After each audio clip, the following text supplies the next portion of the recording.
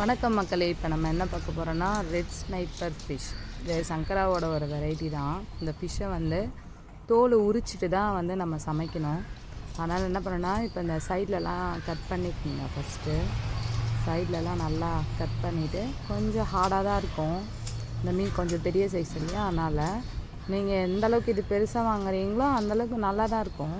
அப்படியே இந்த தோல் இப்படி எடுத்துட்டு, இல்லைனா அப்படியே இந்த கத்திரிக்கோல் வச்சு அப்படியே இப்படி உள்ளே விட்டுட்டு கட் பண்ணிட்டிங்கன்னா அப்படியே அழகாக அந்த தோல் அப்படியே பழம் போல் வந்துடும். அப்புறம் நம்ம அழகாக இதை பிரித்து எடுத்துடலாம். அதே மாதிரி தான் இந்த தோல் இந்த சைடில் மட்டும் நீங்கள் கட் பண்ணிட்டீங்கனாலே போதும்.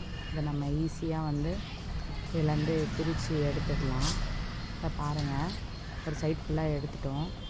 அதே போல் தான் அந்த சைடும் நம்ம எடுத்துருக்கோம். அதே மாதிரி தான் ப்ரொசீஜர்லாம் அதே மாதிரி தான். நல்லா ஃப்ரெஷ்ஷான மீனாக இருந்ததுன்னா ஒரு பீஸ் கூட வேஸ்ட் ஆகாது. பார்த்திங்கன்னா அழகாக வெறும் தோல் மட்டும் அப்படியே அழகாக உரிச்சிக்கிட்டு வந்துடும்.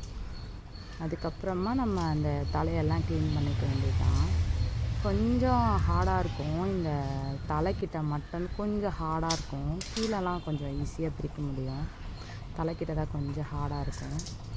பிரிச்சிடலாம், ஈஸியாக பிரிக்க முடியும். ஒரு மீனே பார்த்திங்கன்னா அது ஒரு 1/4 kgலேருந்து 300 கிராம் வரையுமே வரும். அதுக்கப்புறம் அந்த உள்ளே இருக்க அந்த பூங்கொத்து, அப்புறம் அந்த குடல், அது எல்லாத்தையும் எடுத்துட வேண்டியது தான்.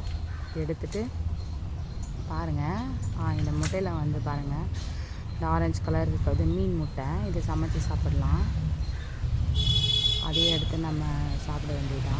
அதுக்கப்புறம் உள்ளே இருக்க இந்த குடலெல்லாம் எடுத்து க்ளீன் பண்ணிவிட்டு அந்த வாயோடு இருக்கிற பகுதியெல்லாம் பெரும்பாலும் இந்த மீன் சமைக்கும் போது இந்த தலையை எடுத்துருவாங்க ஃபுல்லாக.